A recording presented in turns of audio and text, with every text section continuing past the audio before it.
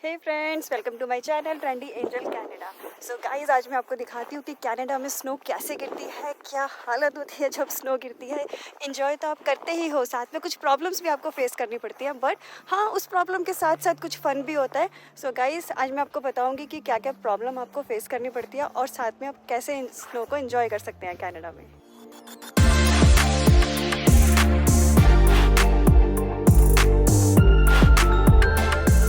अगर मैं प्रॉब्लम की बात करूँ तो यहाँ पे सबसे बड़ी प्रॉब्लम आपको क्या फेस करनी पड़ती है कि अगर आपको बाहर निकलना है तो निकलने से पहले आपको अपनी कार अच्छे से क्लीन करनी पड़ती है। आपको यहाँ पे शॉवल परचेज़ करने पड़ते हैं कार क्लीन करने के लिए। अपने बाहर का जो वे है जहाँ से आप लोग जाएंगे मेन रोड की तरफ, वो आपको क्लीन करना पड़ता है।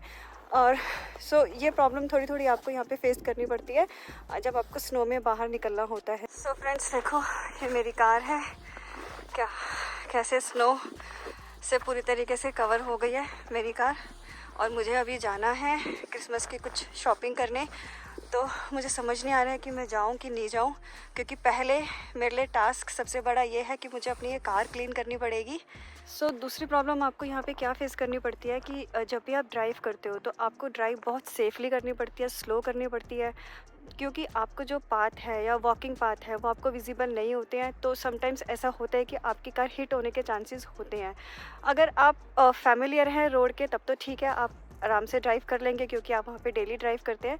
बट अगर आप किसी और वे पे जा रहे हैं तो आपको बहुत ही सेफली ड्राइव करनी पड़ती है। आप मेरे पीछे देख सकते हो कि इस तरीके से हमें अपनी रोड पूरी क्लीन करनी पड़ती है, अपना पाथ भी क्लीन करना पड़ता है। ये देखिए, ये भी शॉवल लेके लगे हुए हैं क्लीन करने के लिए।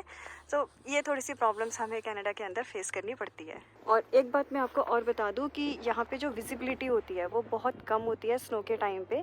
विजिबिलिटी की वजह से आपको सामने वाली कार नहीं दिख पाती है, जिसकी वजह से कई बार यहाँ पे एक्सीडेंट होने के चांसेस ज़्यादा होते हैं। अब स्नो है तो यहाँ पे ऐसा नहीं होता कि स्नो है तो आप घर के अंदर रहे, अनटिल एंड अनलेस आपको कोई गवर्नमेंट से एडवाइजरी इशू नहीं हुई है घर में रहने की, तो तब तक यहाँ पे लोग अपने काम पे जाते हैं, अपने वर्क पे जाते हैं। अपने शॉप्स हैं अगर उनकी, तो वहाँ पे उनको जाना पड़ता है काम करने के लिए। यहाँ पे साथ में एक चीज़ आपको और करनी पड़ती है कि आपको यहाँ पे स्नो टायर लगवाने पड़ते हैं अपनी कार में, जो कि आपके लिए एक एक्सपेंसिव बजट हो जाता है। लेकिन ये स्नो टायर आपके लिए नेसेसरी हो जाते हैं, क्योंकि अगर आप स्नो टायर नहीं लगवाते हैं, जिसकी वजह से आपकी कार कभी भी स्किड कर सकती है, स्लिप कर सकती है अगर आप स्नो के ऊपर ड्राइव करते हैं, और आप सामने वाली कार को या किसी पर्सन को हिट कर सकते हो। So this is a necessary thing in Canada. So guys, आपको एक चीज़ यहाँ पे और करनी पड़ती है कि जब भी आप यहाँ पे इतनी स्नो में आपको बाहर निकलना हो तो आपको प्रॉपर पैक होके निकलना पड़ता है। आपके पास प्रॉपर एक जैकेट होनी चाहिए जो कि माइनस में काम करे। अभी यहाँ पे जो टेम्परेचर है वो -14 डिग्री है, और मैंने जो ये जैकेट पहनी है ये -30 में भी काम करेगी। तो इस तरीके की जैकेट आपको परचेज़ करनी पड़ती है। साथ में आपको स्नो बूट्स लेने पड़ते हैं, ग्लव्स होनी चाहिए, कैप होनी चाहिए। तो ये सब चीज़ें यहाँ पे नेसेसरी हो जाती है जब भी आप घर से बाहर निकल रहे हैं इस तरीके की स्नो में। और फ्रेंड्स, यहाँ पे जो गवर्नमेंट है, गवर्नमेंट की फैसिलिटीज़ हैं वो बहुत अच्छी है। गवर्नमेंट की यहाँ पे गाड़ियाँ लगी होती हैं जो कि कुछ टाइम में आके पूरा रोड को क्लीन करती रहती है, ताकि किसी को प्रॉब्लम ना हो ड्राइव करने में, बाहर निकलने में। क्योंकि यहाँ पे ऐसा नहीं होता कि अगर स्नो है तो यहाँ पे कोई ऑफिस नहीं जा रहा है या शॉप्स क्लोज हैं। सब कुछ यहाँ पे ओपन होता है, क्योंकि यहाँ पे तो ये चीज़ें चलती रहती हैं, नॉर्मल है। तो इसलिए गवर्नमेंट भी यहाँ पे पूरी रिस्पॉन्सिबिलिटीज़ से रोड पूरा क्लीन करती है ताकि किसी को कोई प्रॉब्लम ना हो। बट बीइंग अ सिटीज़न आपकी भी कुछ रिस्पॉन्सिबिलिटीज़ बनती हैं कनाडा के अंदर। जैसे कि आपको क्या करना पड़ता है कि जब भी स्नो स्टार्ट होती है तो यहाँ पे लोग सबसे पहले अपने स्नो टायर्स लगवाते हैं अपनी कार में, क्योंकि नॉर्मल टायर्स जो हैं वो कहीं भी स्किड हो सकते हैं, जिसकी वजह से वो किसी को भी हिट कर सकते हैं। चीज़ यहाँ पे और है, जैसे कि जब भी यहाँ पे स्नो का सीज़न होता है तो यहाँ पे विंटर स्टॉर्म्स बहुत आते हैं। जब भी विंटर स्टॉर्म्स हैवी होते हैं या कुछ इस तरीके से होते हैं कि वो आपको प्रॉब्लम कर सकते हैं, तो यहाँ से गवर्नमेंट की एडवाइजरी इशू हो जाती है कि आप लोग अपने घर पर ही रहें। इस तरीके की जो फैसिलिटीज़ होती है वो गवर्नमेंट की यहाँ पे बहुत अच्छी है। सो गाइस, आज जो टेम्परेचर है -14 है कनाडा के अंदर, और विंड भी काफ़ी तेज़ चल रही है। बट अगर आप इस तरीके से पूरा प्रॉपर पैक हैं तो आप ये वेदर एंजॉय कर सकते हो, कनाडा की स्नो आप बहुत अच्छे से एंजॉय कर सकते हो।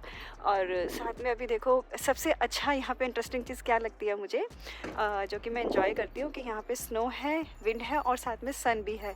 तो जब तीनों चीज़ें आपको आप आते हो बाहर और ये तीनों चीज़ें एक साथ होती हैं और आप प्रॉपर पैक हो, तो आप कनाडा की स्नो को बहुत अच्छे से एंजॉय कर सकते हो।